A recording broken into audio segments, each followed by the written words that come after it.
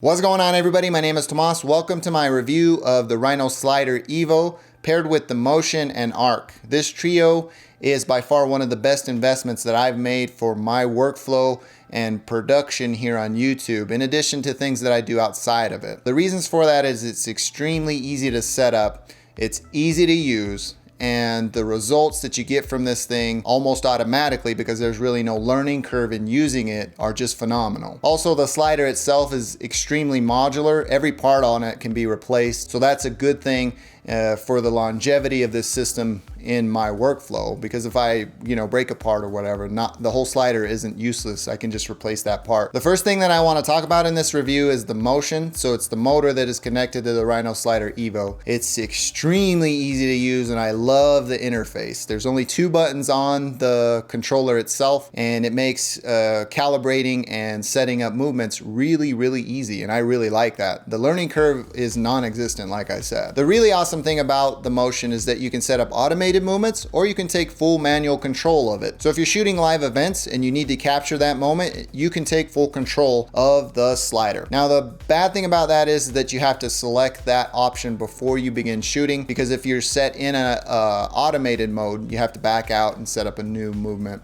So just know what you're going to be shooting beforehand, and you can take full control of that. And finally, another really good thing about the motion is its battery life. Rhino claims 7 hours. I've had this thing over 30 days and I haven't had to charge it but once. So it's really energy efficient and it will allow you to shoot for long periods of time. And the motion doesn't come without its faults. It's really difficult to see in sunlight, almost impossible. I don't know the brightness capabilities of the motion's display, but it's almost impossible to see in direct sunlight, so just be aware of that. Another really irritating thing is the click wheel. It has a really loud, distinctive click when you make a selection on the Rhino motion. I wish there was a way to disable that or just not have it at all, because if you are shooting in a quiet environment, that will interrupt it. And finally, the one thing that made me nervous is the calibration process.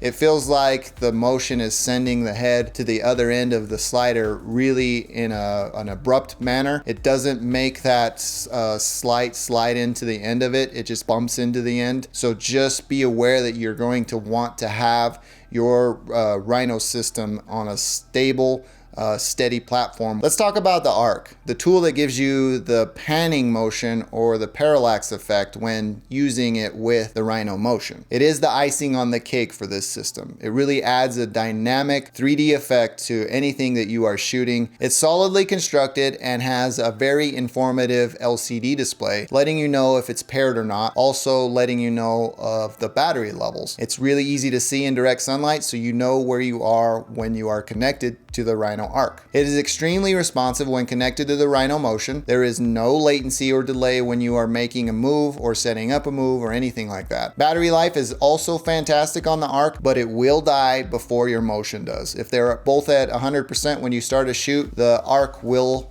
die before the motion does. The Arc doesn't come without its faults. It has a mini USB charging port. Now, I don't understand the decision to make this as the interface to charge this device. Maybe it's some sort of internal design or whatever. I wish Rhino would have selected micro USB at the minimum, more desirably USB Type-C to charge this thing. Nonetheless, it's really annoying, especially when I only have the one cable that Rhino included, because I don't have any mini USB devices anymore. Another thing that users should be aware of is the interface by which it connects to the motion. It has a coiled cable that can become tangled in the EVO when it is set in automated mode. I wish Rhino would have included some way to manage this cable, or implement it in some sort of different way. Maybe, I don't know, slide it through the actual tube of the slider and connect it that way. I don't know. But just be aware that you're going to want to be extremely careful when setting up automated moves,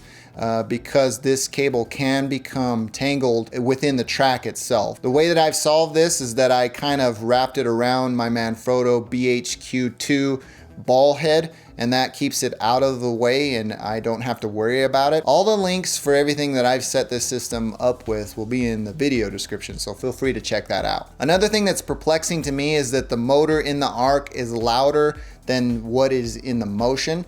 you can hear the motor in the arc even with the slowest pans, and even when you pause the system on an automated move. When you end the move, you can hear the sound kind of stop.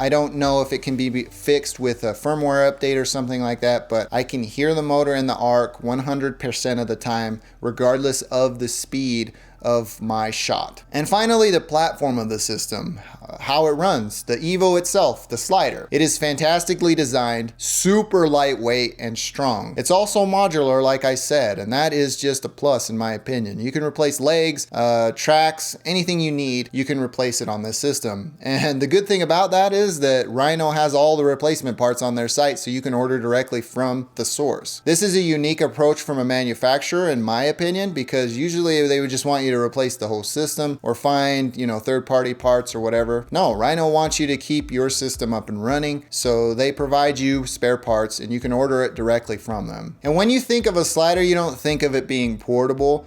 I've had other sliders in the past, and this is why this system is probably the best system that I've ever used, is because it's extremely portable. You can purchase a carrying bag from Rhino, you can just unmount it, throw it in this bag, and go on to a different shoot or a different location and set it up really quickly. There's only one improvement that I'd ask Rhino to consider when improving the slider. It's the stopping knob. If you loosen it too much, the thread stop doesn't no longer seats appropriately, and it's you have to disassemble the housing to reseat that thread stop. You just have to be careful with loosening and tightening it. That's just something you have to be aware of.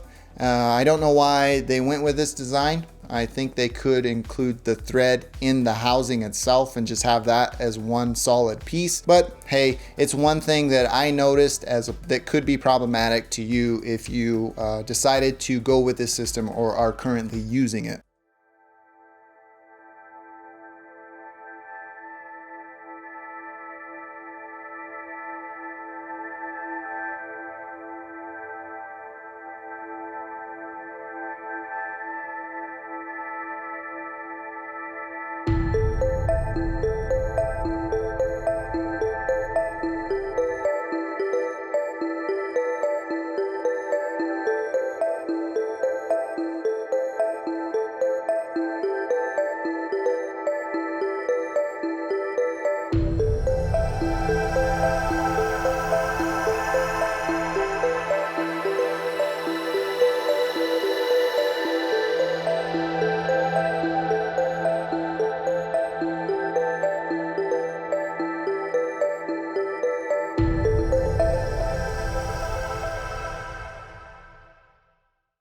Before I close, I must disclose Rhino sold me this entire system for 50% off in exchange for this video review, but no, in no way, shape, or form has that affected my final results, my review, or my suggestions to Rhino for improvement.